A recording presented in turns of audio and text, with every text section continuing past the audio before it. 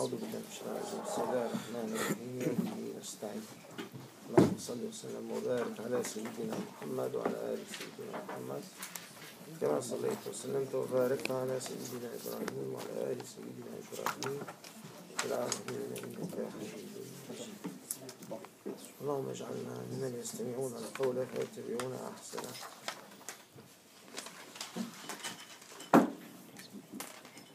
En application directe à ce qu'on a dit hier, on va commencer par la lecture sous l'éclairage de la raison. Donc c'est comme ça qu'on applique la méthode textualiste intellectuelle. Donc on va lire un texte sous l'éclairage de l'intellect, qui s'appelle aussi entendement et qui s'appelle aussi communément raison. On va apprendre à raisonner devant un texte. Le texte se trouve à la page 20 du début théologique. Malheureusement, j'ai appris que rares sont qui détiennent le petit bouquin. Alors, quelqu'un va nous lire, celui qui tient le bouquin va nous lire le hadith qui existe à la page 20. Sinon, je veux vous le résumer.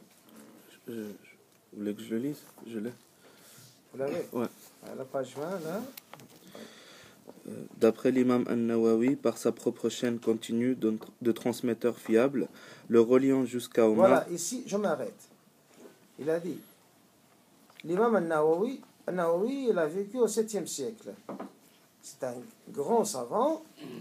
Il a écrit le livre Les 40. Donc, ils sont nommés de son nom, les 40 Nawawiyennes ou Nawawites. Et on a eu l'occasion au mois de Ramadan d'en présenter 5 ou 6 hadiths. Il contient 40 hadiths.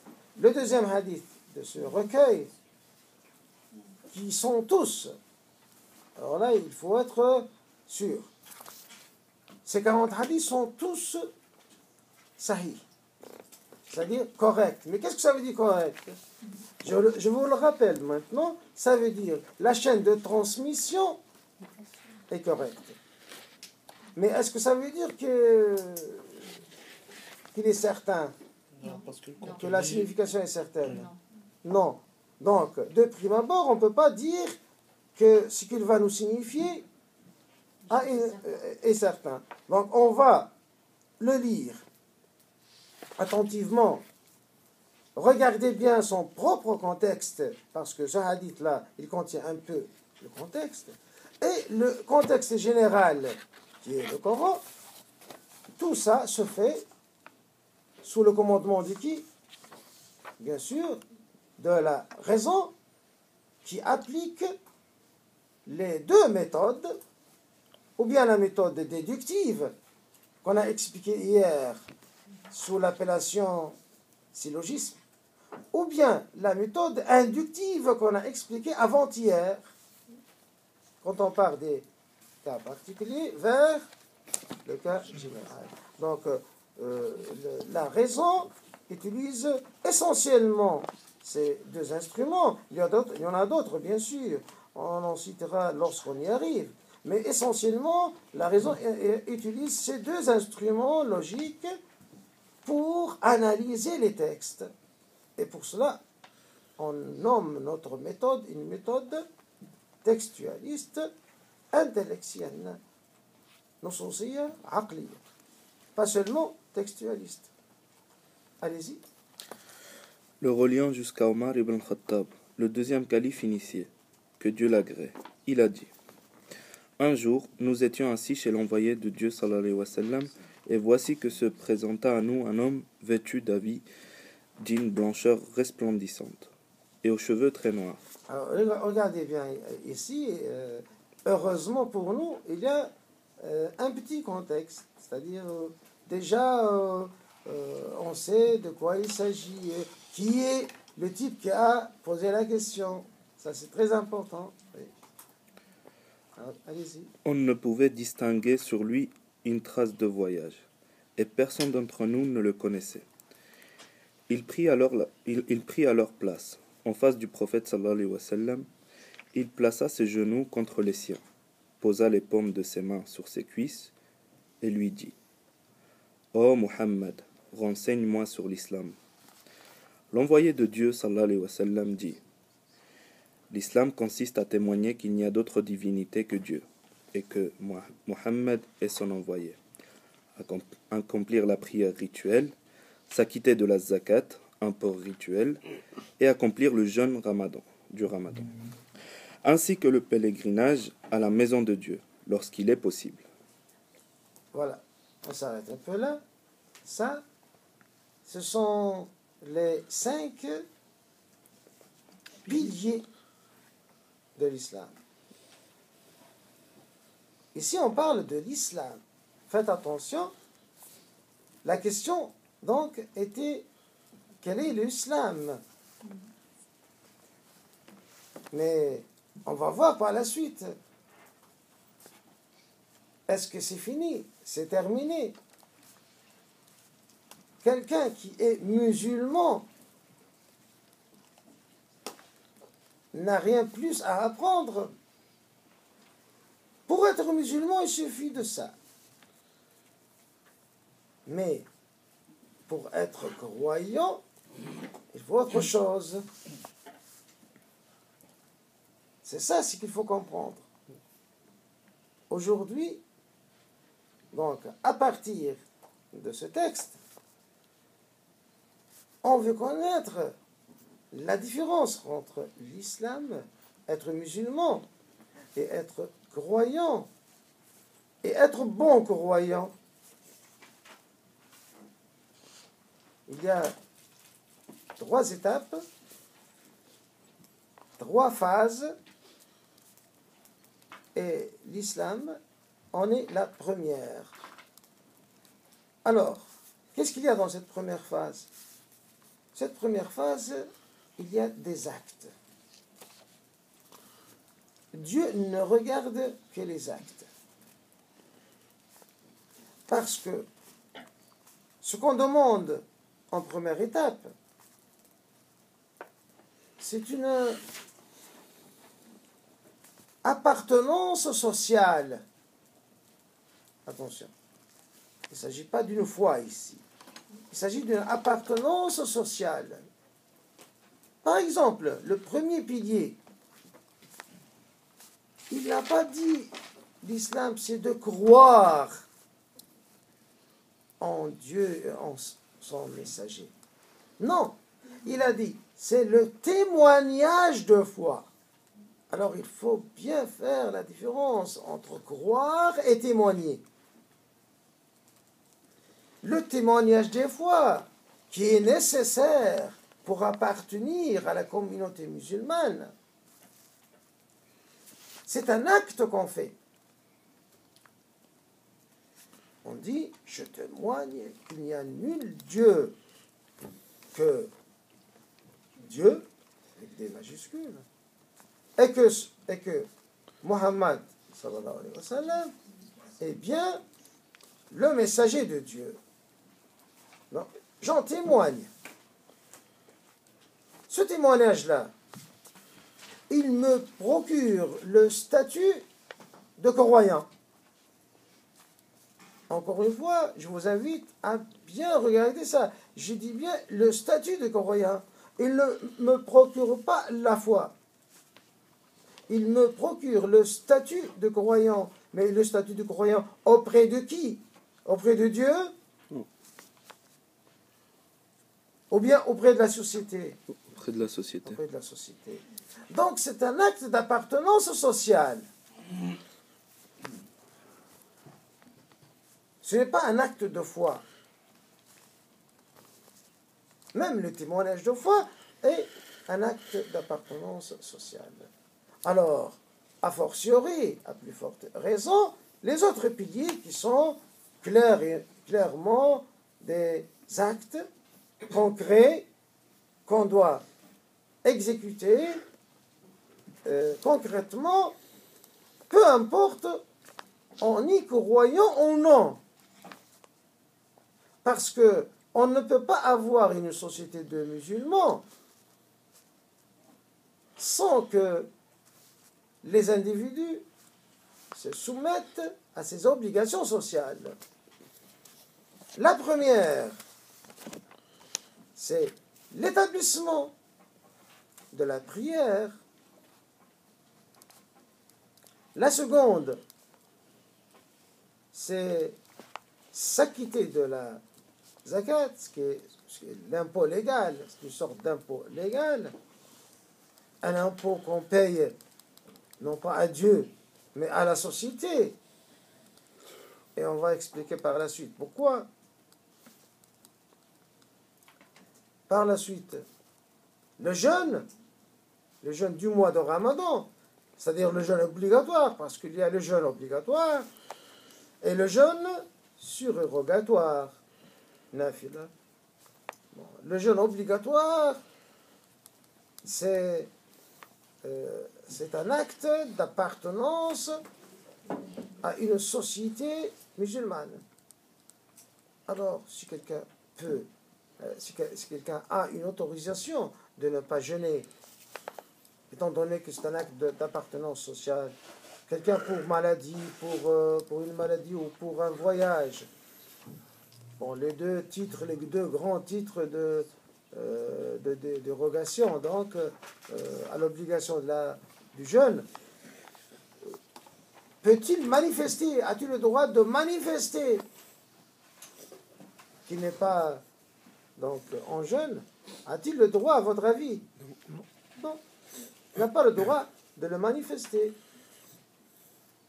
pour ne pas léser l'harmonie sociale.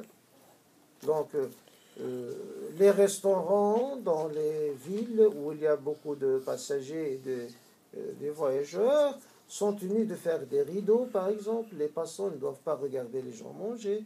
Il y a des petites restrictions de ce genre-là pour respecter.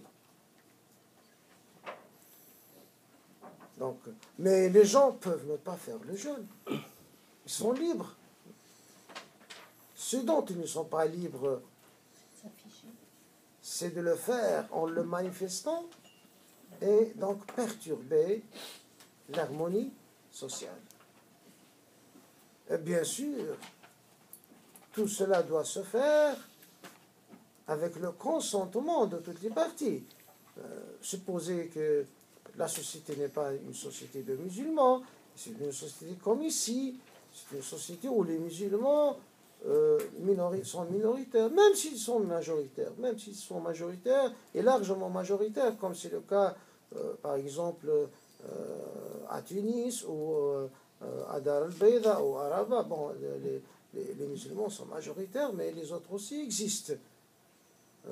On ne peut pas imposer cette loi, parce qu'il n'y a pas une harmonie qu'on va garder. Déjà, la société est hétérogène. Donc cette obligation d'harmonie n'existe pas. Elle existe seulement dans une société qui a déjà cette qualité qui est l'harmonie. Tous les gens ont décidé de faire leur ramadan. Alors ceux qui ont une autorisation, ils doivent la faire donc sans la manifester. Bien sûr, la cinquième, qui est le pèlerinage à la Mecque, le pèlerinage, comme on l'appelle le pèlerinage de l'islam, c'est-à-dire que le pèlerinage obligatoire doit se faire une fois dans la vie, mais le surrogatoire peut se faire chaque année. Et encore une fois, il n'est obligatoire que pour celui qui le peut, sans gêne. On n'a même pas le droit de vendre une voiture pour aller au pèlerinage. On n'a pas ce droit. Si, bien sûr, cette voiture elle-même n'est pas un luxe, disons, supplémentaire. Donc, ces 4 piliers de l'islam, si on les regarde tous, ce sont de simples manifestation d'une appartenance à une société. Et rien ne permet à quiconque le droit d'imposer à quiconque autre de se plier à telle ou telle obligation. Rien. Quelqu'un qui veut appartenir à la société, il fait ça. Celui qui ne veut pas appartenir à la société des musulmans peut ne pas le faire. D'où vient alors cette application autoritaire qu'on voit dans certains pays, enfermer les boutiques à l'heure de la prière et on oblige les gens à aller faire la prière. D'où vient ça? Ça vient d'une compréhension abusive du texte. Parce que le texte, qu'est-ce qu'il dit? L'islam est construit sur ces piliers. C'est-à-dire l'appartenance de chaque individu à l'islam est acquise par la soumission à ces 5 obligations. Mais il n'a pas dit que l'établissement de ces 5 donc, obligations dans une société est obligatoire. Le texte n'a pas dit ça. Donc, on peut, par une lecture abusive, comprendre beaucoup d'autres choses qui ne sont pas signifiées ni directement d'ailleurs, ni même indirectement par le texte. Le texte est directement donc une définition de l'appartenance à l'islam. Voilà. Et la définition de l'appartenance ne signifie en aucun cas une obligation de généraliser cette appartenance. Alors, ça c'est pour le premier pilier. Oui. Si j'ai bien compris, donc on peut être musulman sans être croyant. Bien sûr, bien sûr. Parce que vous voyez, ces 5 piliers-là, ce sont des manifestations. Même la foi, un témoignage de foi. Bon, il dit ça. Alors, dans son cœur, quiconque veut croire, quiconque peut ne pas croire. Ça, c'est son affaire. D'ailleurs, l'Inquisition est une hérésie. L'Inquisition en elle-même, c'est-à-dire le fait de faire des enquêtes sur la foi des gens, c'est une hérésie. Je vous raconte là une anecdote qui son auteur était le célèbre imam Bukhari, qui a écrit le célèbre livre de Sahih. Quelqu'un est venu à cause des calomnies. Donc, chaque personnage illustre est calomnié. Donc, à cause d'une calomnie, quelqu'un est venu à l'imam Bukhari pour le tester en matière de foi. Il lui a posé des questions à propos de sa doctrine et principalement, parce qu'à cette époque-là, on parle beaucoup du Coran, est-ce qu'il est créé ou non, est-ce qu'il est une créature de Dieu ou non. Alors on parlait beaucoup de ça. Il lui a demandé, que penses-tu du Coran et tout ça. Bon, il lui a dit, tiens, moi je vais te répondre. Il lui a répondu, mais sache, après ça il lui a dit, mais sache que l'inquisition ou l'interrogation à propos de la foi est une hérésie. أعلم أن الاختبار بدعة.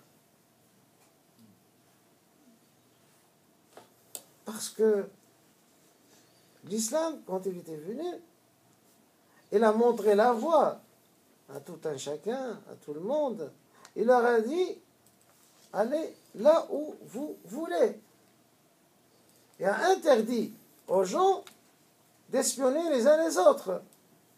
Donc, parmi les rares ordres stricts qui concernent le comportement, cette règle principale, وَلَا تَجَسَّسُوا, n'espionnez pas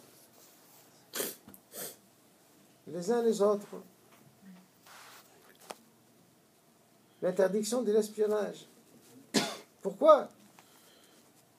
Il est interdit d'espionner son voisin, d'espionner même son fils, d'espionner sa femme, ou la femme son mari. C'est un interdit formel. Et pourquoi? Parce que la liberté individuelle de conviction est garantie par la religion de Dieu. Dieu, subhanahu wa ta'ala, veut laisser à l'homme son plein droit à la décision en ce qui concerne le problème le plus important de sa vie, qui est celui de la foi, et donc, à plus forte raison, les autres problèmes moins importants. C'est pour cela que l'imam Bukhari a dit l'inquisition est une hérésie, ou l'interrogation même, pure et simple, est une hérésie. Donc, le témoignage de foi n'implique pas forcément avoir la foi, et ne doit pas l'impliquer. C'est pour cela qu'on ne doit pas conjurer quelqu'un.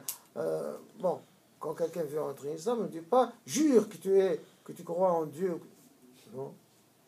Non. Il suffit de dire « je témoigne que Dieu, nul Dieu que Dieu, et le prophète Mohammed sallallahu alayhi wa sallam, le prophète de Dieu, l'envoyé de Dieu ». C'est ça. Il ne doit même pas jurer. Alors, pour témoigner à propos d'une tomate ou d'une pomme de terre, il doit jurer devant le juge. C'est un peu bizarre, non? C'est pas bizarre du tout, hein? Bah, en fait, le truc, c'est que être musulman au sein de la société, est-ce que c'est être musulman, entre guillemets, aux yeux de Dieu? Puisque finalement, ce sont que des gestes, alors. Oui. Mais ce sont des gestes qui impliquent une reconnaissance de la part de la société, mais est-ce que ça implique la reconnaissance de la part de Dieu? Mais c'est ça l'important, parce que on fait un pas déjà pour appartenir à une société musulmane. Voilà, le pas est franchi. Le second pas, c'est avoir la foi. Parce que l'appartenance à une société musulmane est censée aider l'individu.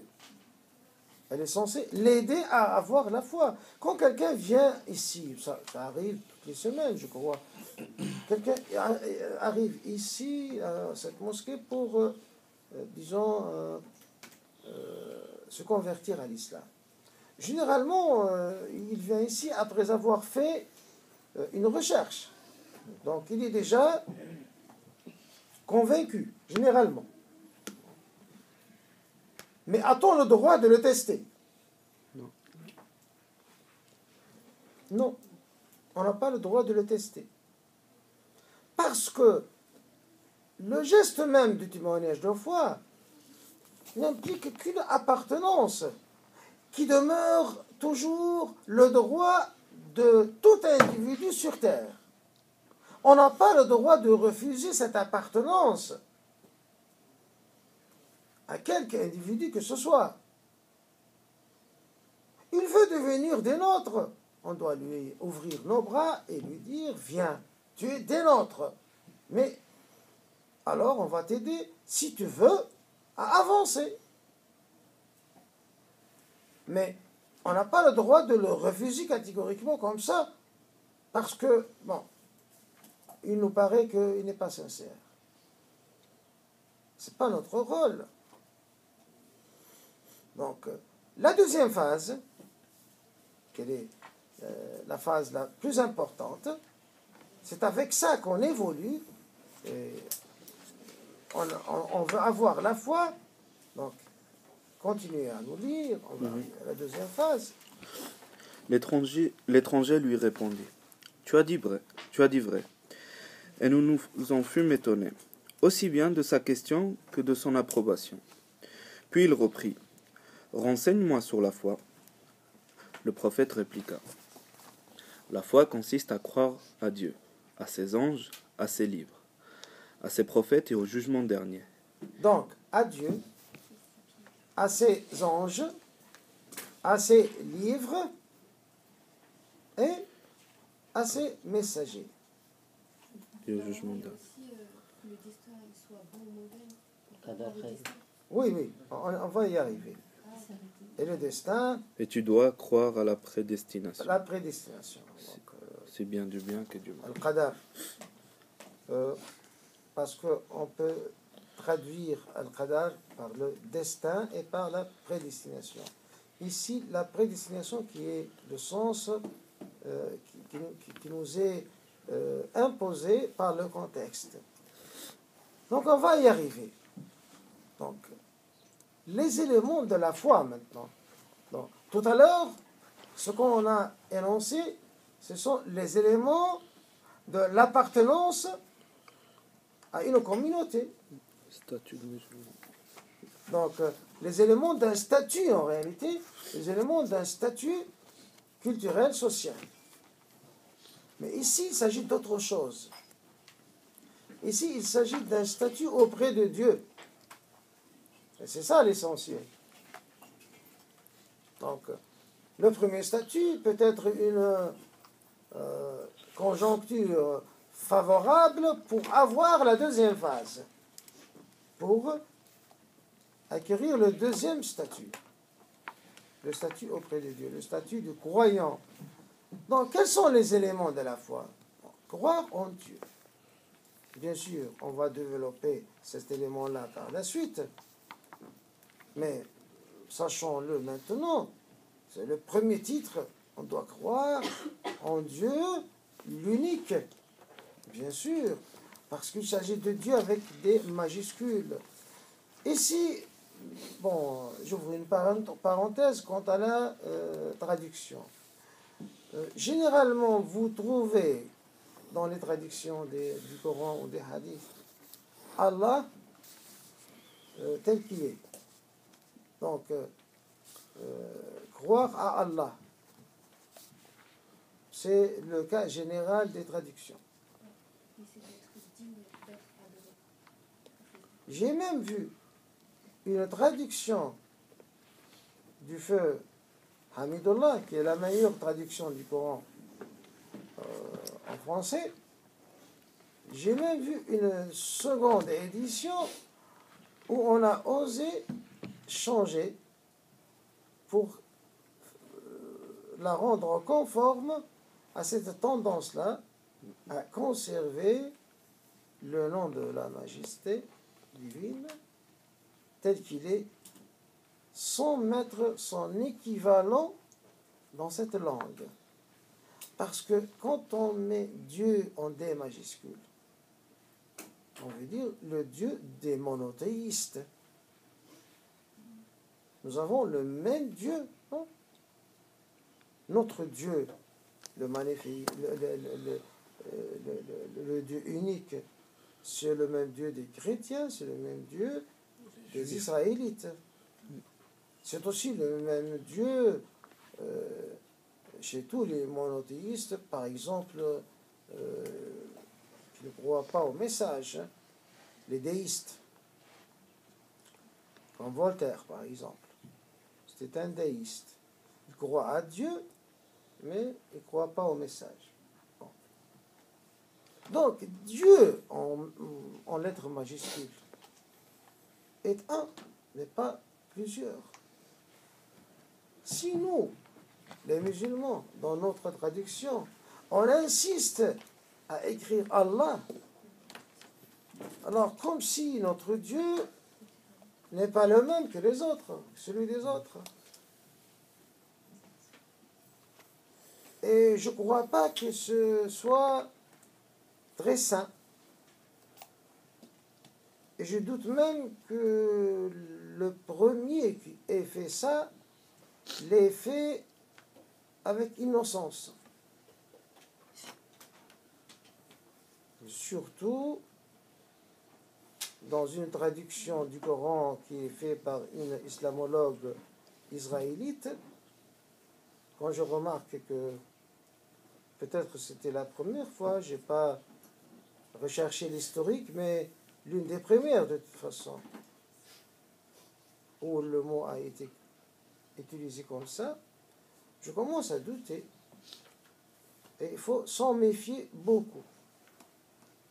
Donc, tâchez de ne pas utiliser au nom d'Allah, mais dites au nom de Dieu. Quelqu'un qui entend au nom d'Allah, pour lui, Allah, c'est comme si vous écoutez un hindou qui dit au nom de Bouddha. Donc, c'est une divinité autre que la sienne. Et c'est pas du tout ce qu'il convient. Je dis pas que c'est faux, hein. Attention. Je dis pas que c'est faux. Je dis que ça ne convient pas. Ça peut être même dangereux à long terme. Parce que c'est ça ce qui peut être appelé marquage de terrain ou de territoire. Comme si les musulmans veulent marquer un territoire spécifique à eux. Et ça, c'est dangereux. Nous, donc, on se réclame d'une religion monothéiste et on se réclame de la religion d'Abraham. Et on prétend même que l'islam est la version authentique de la religion d'Abraham. C'est ça ou non? On prétend ça. Alors, il vaut mieux utiliser le D majuscule pour signifier le Dieu unique, subhanahu wa ta'ala. Ça, c'est dit entre parenthèses. Si quelqu'un a une remarque là-dessus, parce que c'est important, il peut remarquer. Oui, donc là, on parle bien dans le cadre d'une traduction ou et par exemple, les gens qui veulent peut-être intégrer, ou utiliser un peu même dans notre langage, si Dieu le veut, on ne dit pas si Allah le veut, par exemple. Mais en arabe, on dit Allah, on ne dit pas Dieu. Bien sûr, bien sûr. Peut-être que dans les traductions, peut-être l'intention première, je ne sais pas, mais les intentions des gens qui le font comme ça de manière générale entre nous, quand on parle en français. L'intention, généralement, les gens ne s'en rendent pas compte. Nous, ici, nous sommes un peu dans un milieu restreint et sélectif. Donc, si vous commencez les premiers à faire attention à ça, par la suite, les autres feront attention à ça. Mais regardez, par exemple, avez-vous jamais entendu un juif dire au nom de il? Ou ce il le veut? Il. Parce que Dieu, en hébreu, c'est il. Allah, c'est il. Jamais. Donc soit on utilise toute une phrase en arabe, soit toute une phrase en français, mais on fait pas de mélange. Oui. Il ne faut pas mélanger. Bismillah ar-Rahman ar-Rahim. Oui, c'est vrai. Au nom de Dieu, le très miséricordieux, le tout miséricordieux. Pas au nom d'Allah. Au nom d'Allah. Donc, Inch'Allah, c'est Dieu le veut. Inch'Allah, c'est devenu français, là. C'est francisé, là. On a de la chance, quand même. On peut dire Inch'Allah, comme ça. J'ai vu tout le monde dire Inch'Allah, même des gens qui ne croient pas à Dieu. C'est pas un problème, là. Mais, donc, pour les formules religieuses, tâchez que ce soit ou bien en totalité en arabe, ou bien en totalité en français. On essaie de ne pas mélanger. C'est très dangereux de faire introduire des mots comme ça, parce que l'interprétation chez les autres parties peut bien être très négative. Ils disent, oh, tiens, regarde comment ils font. Ils veulent marquer un territoire distinct et tout ça. c'est pas bien. J'ai une question. Oui. Mais par exemple, on parle à quelqu'un qui n'est pas dans la religion. Malheureusement, j'arrive pas à saisir ce que vous dites parce que vous êtes très loin. Alors articulez plus fort. Quand on parle avec quelqu'un qui n'est pas dans la religion et qu'on veut lui donner certaines références du Coran, est-ce qu'on peut utiliser des mots en arabe et après lui faire savoir ce que ça veut dire en français pour lui faire comprendre ce que ça veut dire en arabe? Ou bien il faut utiliser que des mots français? Ça dépend de la personne. Ça dépend toujours de l'interlocuteur. Il faut choisir le meilleur chemin. Toujours. Il n'y a pas une règle générale. La règle générale, c'est qu'il faut être efficace. C'est l'efficacité. Alors tu regardes sur ton interlocuteur, comment lui faire parvenir donc l'élément de connaissance qu'il lui faut. Et la meilleure voie s'impose. Bon, on continue. Oui, vous avez une question? On continue. Donc, le premier élément, c'est croire en Dieu. On va y revenir, hein, parce qu'on ne peut pas passer en quelques minutes. Le second élément, les anges de Dieu.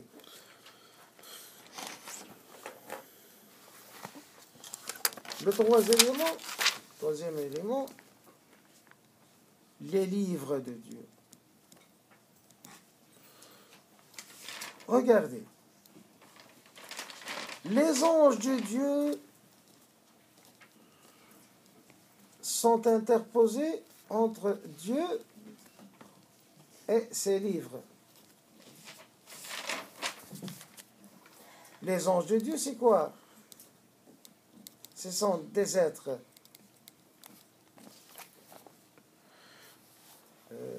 complètement immatériels, pas matériels du tout. Donc,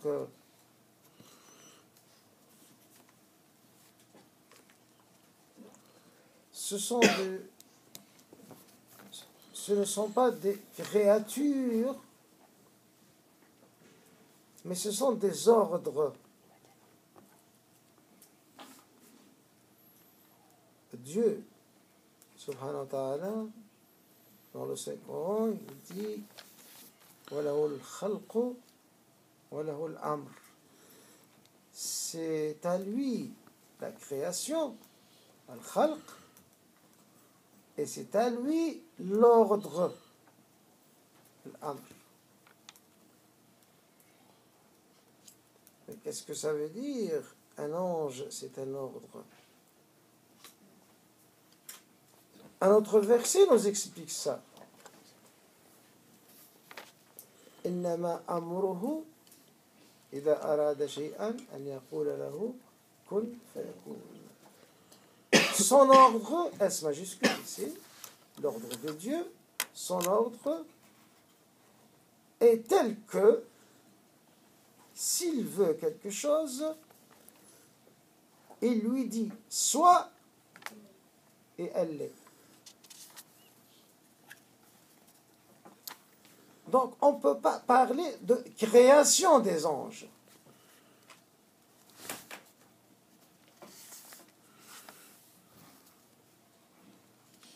Et si on est obligé, par l'étroitesse du vocabulaire, sachez que c'est une utilisation d'un terme d'une façon métaphorique, c'est de la métaphore.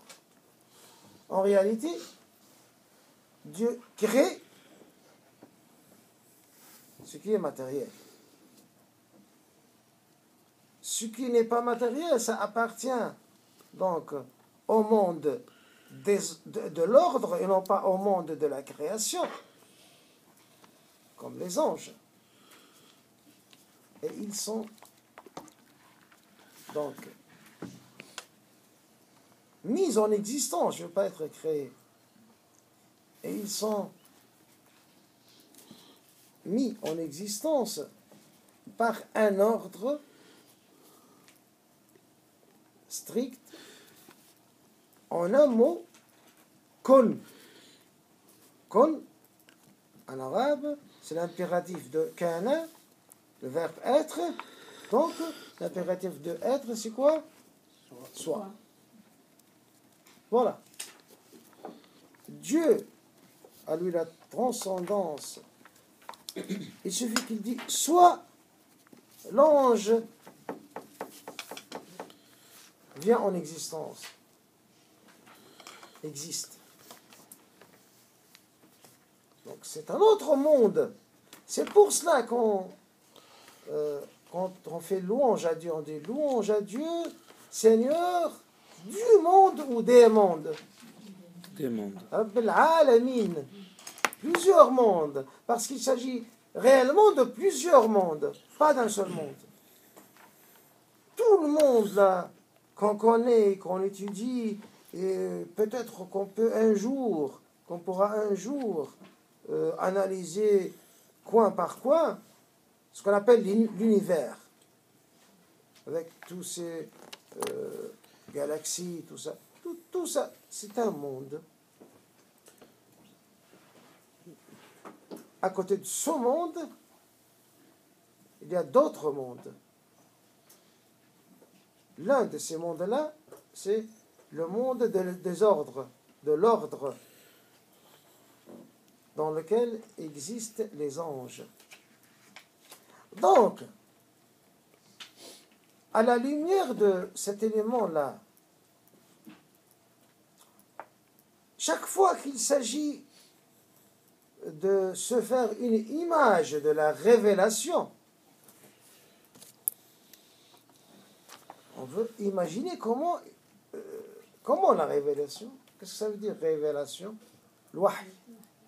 Comment Dieu révèle à un humain qui est son envoyé ou son messager, on dit par l'intermédiaire d'un ange. Mais l'ange, c'est quoi? Si on veut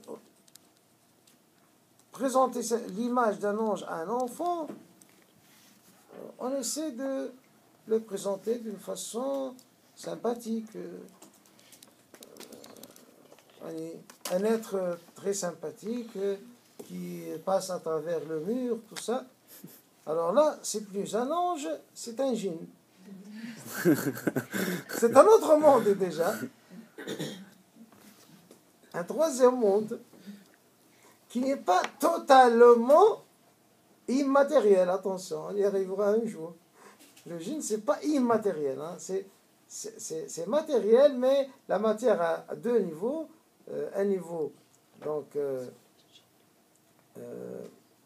kathif, condensé, et un niveau diffus. Donc c'est une matière diffuse, comme l'énergie. Voilà. Donc l'énergie, c'est quoi? C'est une matière ou non? On dit que la matière, c'est de l'énergie. Non solide. Pardon? Qui est non solide. Célèbre formule Ouais. d'Einstein. Oui, oui. Donc, L'énergie, ça. tout revient à l'énergie, enfin.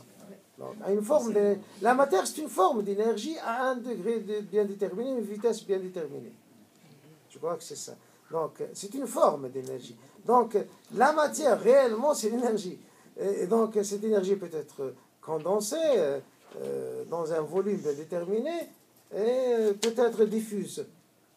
Donc, le monde des djinns, donc c'est un monde aussi matériel, mais pas celui des anges. Alors là, les anges, c'est autre chose complètement immatériel. Parce que Dieu, lui, il a lahul khalq, et parallèlement, lahul amr. Il a la création, et parallèlement, il a l'ordre. Donc c'est tout à fait parallèle. Donc l'Amr, si j'ai bien compris, c'est l'ange, c'est l'Amr, c'est ça? Bien sûr. Bien sûr. L'ange, c'est une concrétisation de l'Amr. D'accord, c'est pas l'ordre. L'ordre, oui. C'est une concrétisation de l'ordre. C'est une concrétisation de l'ordre, mais c'est pas l'ordre pour lui-même. Non, non. Il appartient au monde de l'ordre. Comme on dit, par exemple, les humains appartiennent au monde de la création. Dans la création, il y a pas forcément des humains seulement. Non, il y a les humains, il y a la matière, il y a les djinns aussi, il y a tout. Mais le monde de l'ordre, on ne peut en savoir, et ça, c'est qui est très important, le monde de l'ordre, c'est un monde totalement occulte. Ça fait partie du rêve, de l'occulte. Donc notre seule source de connaissance pour ce monde-là, le monde de l'ordre, c'est quoi? Le Saint-Coran. C'est la révélation en général et le Coran en particulier. Parce qu'on peut avoir aussi une révélation traduite par le langage même du saint prophète qui s'appelle Hadith Qudusi. Donc c'est une révélation aussi, mais ce n'est pas un texte dicté d'une façon claire et nette, donc qui est le Coran. Tout ça, c'est de la révélation. Dieu a lui pureté, il a dit il ne prononce rien, que ce soit de par sa passion. Ce n'est que de la révélation qu'on lui révèle. Donc tout ce que prononce le saint prophète doit être de la révélation. Mais la révélation a trois formes. Donc le Coran, les hadiths Qudusi, donc si on traduit ça, donc la tradition sainte, c'est-à-dire des sens complètement dictés par Dieu, mais exprimés par donc un langage propre au saint prophète. Et la troisième, c'est la tradition prophétique elle-même, dont les paroles et les sens, donc tous les deux, ont été travaillés par le saint prophète, bien sûr, pour nous refléter l'un des objectifs du Créateur. Donc, rien de ce que prononce le prophète n'est en dehors de la révélation. Donc, excusez-moi juste oui, une question. Donc les anges appartiennent au monde de l'ordre. Hein, oui. Mais aussi dans le Coran, on trouve une approche, ce qu'on peut dire, matérialiste des anges, en utilisant le mot les ailes. Oui, maintenant, c'est là, oui, oui, oui. Donc, Écoutez, on peut renverser le schéma aussi.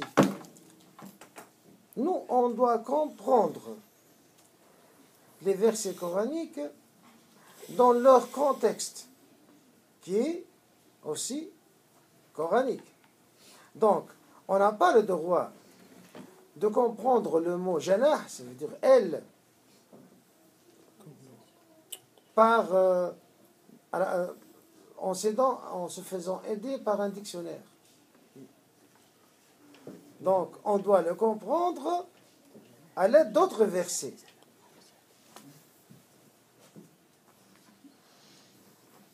Les autres versets qui parlent de janah,